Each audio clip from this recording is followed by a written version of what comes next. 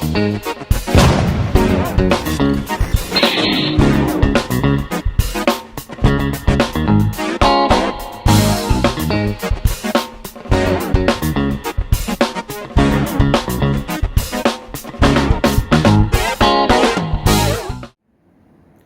everyone, welcome back to Nat's Knackers Yard. I'll be Nat. This will be my Knackers Yard, and this will be my Knackers Yard, or my ER6 with a top box, with a tiny top box.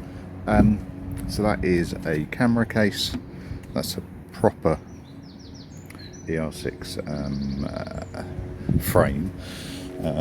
Came with a shad top. Well, I didn't want a huge box. I don't need a huge box, and I think it would just trash it. So I've gone for something smaller. That is just big enough for my field is expanding. It's just big enough for my laptop and a shirt, so it is tailored for me. Still not sure. I don't like top boxes on bikes, but it's only a diddy one. I think it works. I think it looks okay. I have got the bag. It did turn up. Sorry, it's a bit windy. It's too small to fit my laptop in. It fits on the back. I don't like it, but you know, it's there for waterproofs in the winter, if nothing else. And I'll drag that out as and when and if I ever need it. I'm not going to be playing much with bikes today. Ooh, big focus jump. Not going to be playing much with bikes today. I am going to be nipping down to see the motorcycle rescuer, I think, later on today. I'll take you along on the journey. You can go and visit him with me. Right, that'll do me for the moment. Go and drop off the youngest at a club and get on with it. Okay, let's go. Heading down to see the motorcycle rescuer. Go see Charlie. I've not been down to Charlie's. God, it's got to be a year. Jesus, I'm trying to think. Can't be far off that. Way too long. Way too long. Feel a little bit guilty.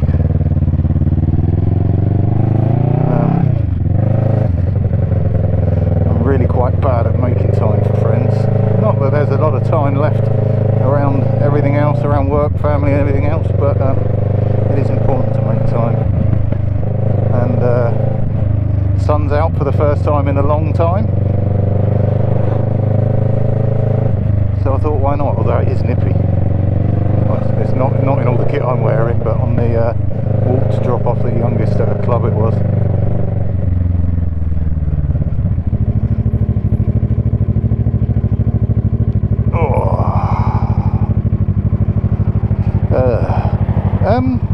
Follow on from previous vids. What did I was talking about how long it took to get to work. 52 minutes at pace, not rushing, but you know, with conviction, which is pretty good for getting from sort of Watford way to the centre of London.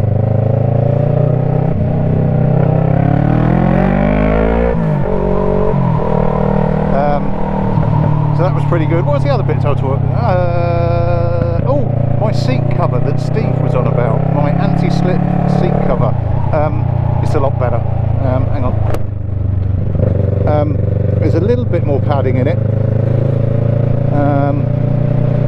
Not that it particularly needed it. It's actually quite a comfortable place to be, perched on top of this thing.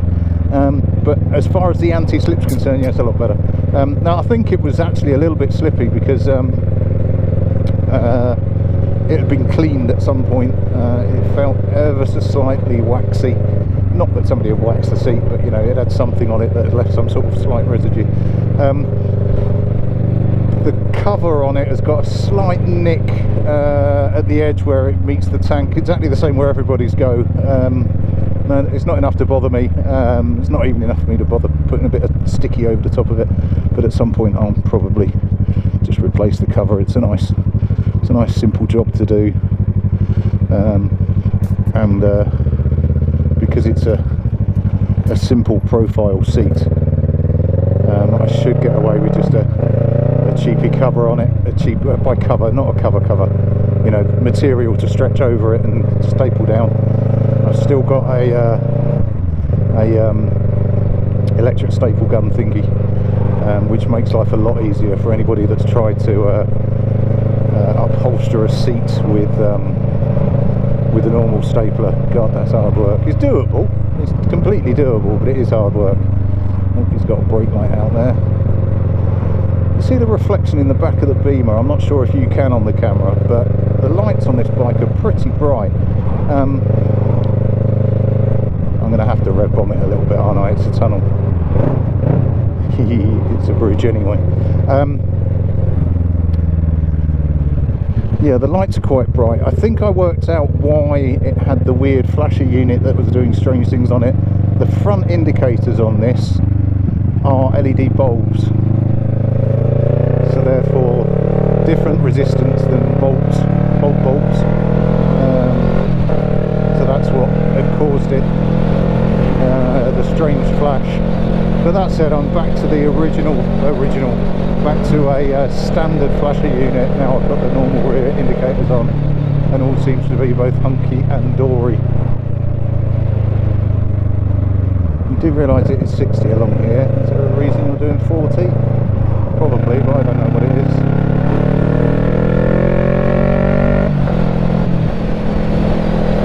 Oh, yeah.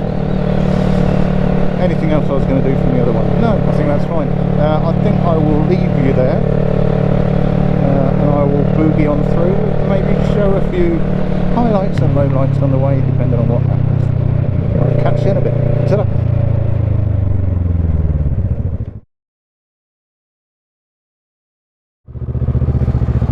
Good morning, everyone. It's the next day. Well, actually, no, it's not. It's the day after the next day. It's Montag, and we're heading into work. Why?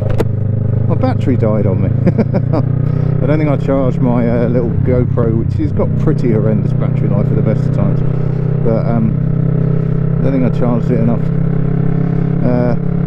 So I got to Charlie's and it pretty much crapped out, and it was so I wanted to do a little bit. I was thinking of doing some filming when I was at Charlie's, and then to be brutally honest, sorry Charlie, Motorcycle Rescuers, be brutally honest, I haven't been there and seen him for fucking ages, and we just ended up chatting.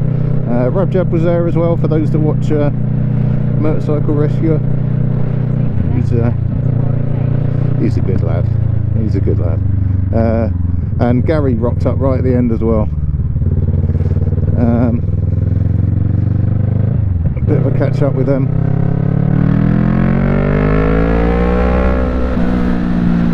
Which was really nice, but it's just a shame I didn't get any footage. I had a go on Charlie and Rabjab have both got little KTM Dukes. Rabjab the 125 and Charlie's got the 390. So I jumped on that and whipped that around the corner. I got like 30 seconds of footage before my camera died, which is unfortunate. It's a funny little thing, that. It's too small for me. Fundamentally, it's too small for me. But it's really solid. I mean, the seat's solid. It's great fun, don't get me wrong. It's got tons of low-end grunt, and you can see why Charlie enjoys it. But again, it's a bike for a purpose, and that purpose is bouncing around London. I mean, Charlie lives in pretty much central London, so you know, it does his job perfectly. What's going on? Where have all these cars come from? I don't think I've ever seen so many popping out of here. Fuck this. I'm gonna make a space.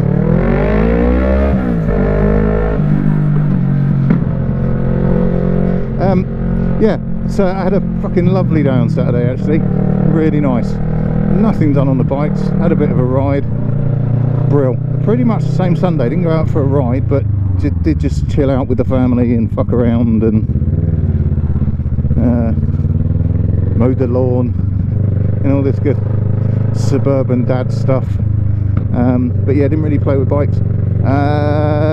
What's going on next week? I need to, I say chase up, I need to get in contact with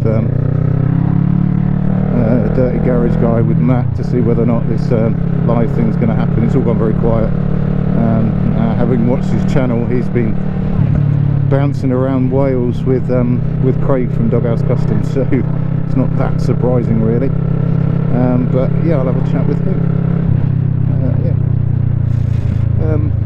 Let's get out of this because I need to concentrate a little bit on this first bit, and then I will get back to you shortly.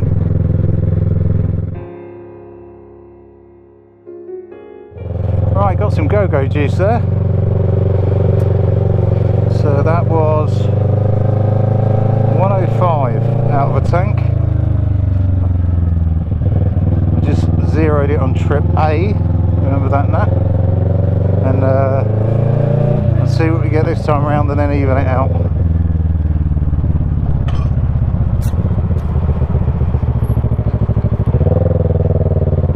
That was a dire petrol station if ever I've seen one. Tesco one. Then the roundabout, take the second exit and stay on Titting Road.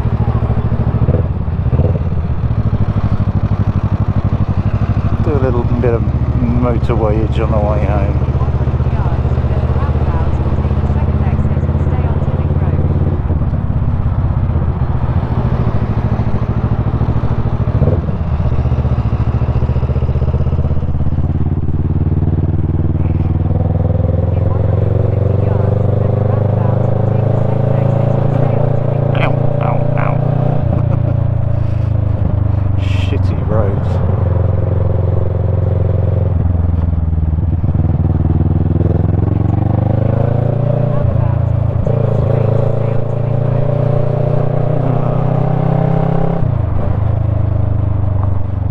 Interesting number plate. It goes really dark when there's no light on it.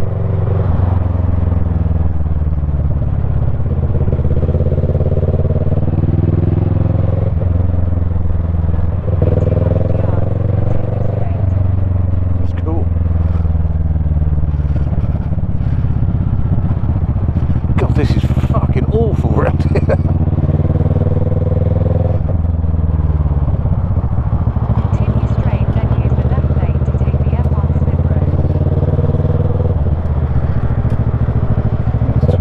Slower. I don't necessarily want to go that way. I want to go this way. To take the M1 slip road.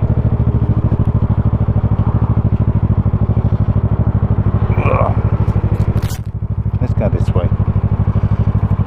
Do not want to hang around here too long because it's fucking horrible.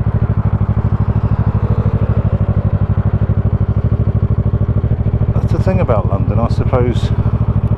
Most, if not all, big cities. It doesn't take you long to get out of the glitzy areas into the shitholes.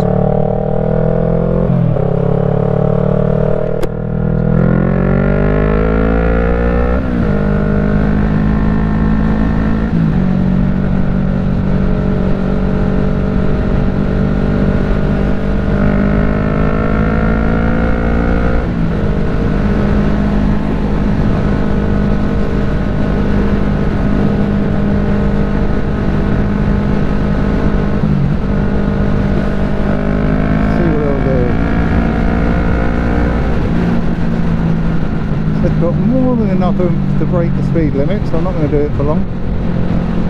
But that was 70 in a rip. I say 70, the speedo on this lies. So that says 70. My GPS on my navigation says 65. No. But the speed limit's down to 60, so let's do 60, shall we? Yeah, so the question on this bike was because it's got the smaller cog on the front, the 14 tooth as opposed to the 15 tooth, which I believe is OEM standard. I don't know if the back cog is any bigger as well. I might have to look at that. Didn't even think about that. When the guy sold it, he said it got smaller at the front, but routinely, if you're going to change one, you change them both. I'm not sure if the rear cog that's on it is the original, but you do sacrifice some top end by getting a bit more bottom end.